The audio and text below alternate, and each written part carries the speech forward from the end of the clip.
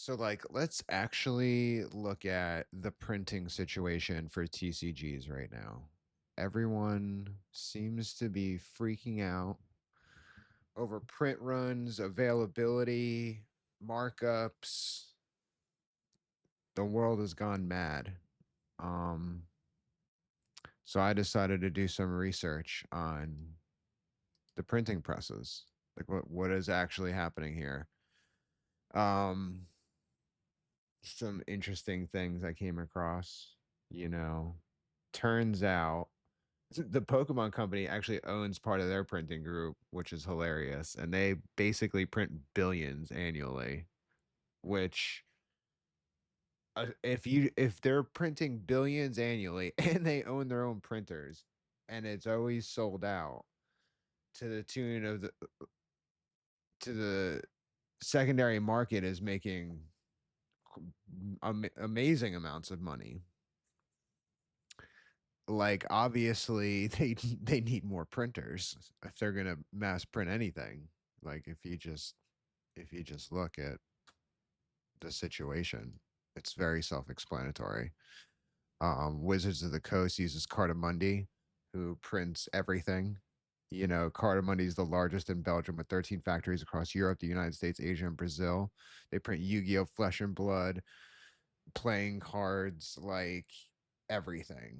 They print everything. That's why there's a shortage in each of the individual things they print. All these companies, the network, 50% of the printing seems to happen in Europe, 20% in Asia, 30% in the US. Total global capacity is estimated at 30 billion cards per year, which that's not enough. That's not enough cards. So if you're worried about reprints ruining the value of your card game, I don't think you have to worry unless these guys. So then you look at, okay, printing machinery. What do these machines cost? How much does the ink cost? Where's the paper coming from? How often do they get new machines?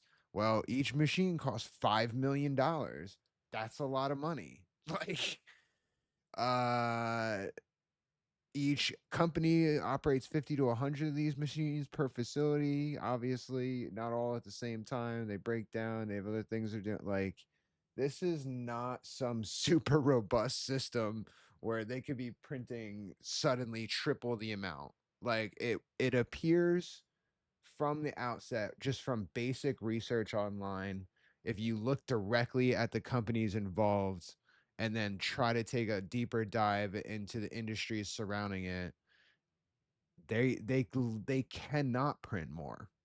Like, are trying to pay these companies to print more so that they can make more money, and they're maxed out in the same way that all the retailers are going to these going to these uh game creators. They're like, the demand is outpaced what can be produced on every level of the thing.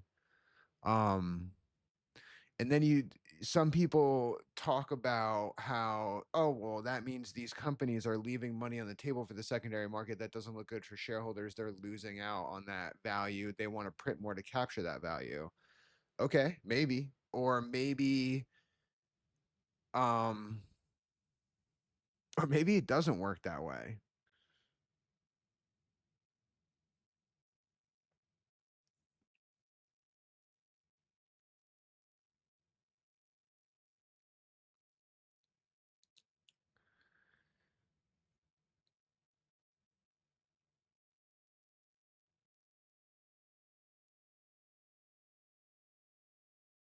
Maybe them leaving secondary money on the market isn't as clear cut as that, because it's not like one big stash of money that they're suddenly missing out on.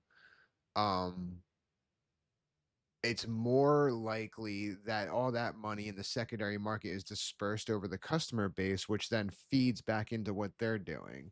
So even if they wanted to go after that pool of money that is being created by the secondary market and is a perceived loss by them because they should be making the money since they make the game, it just doesn't seem in reality like it's individuals getting smaller bits of that money and just doing well with the game and then wanting more and creating more demand that way. It would be very difficult for any of these companies to just suddenly go to like if you could just order the card you want immediately and just, hey, we made the game, here's a catalog, just order the card, you can have as many as you want, here's the cost, we upcharge you a little, there's no collectability. Well, I don't think the games exist then. Like they just, none of this would exist the way it exists.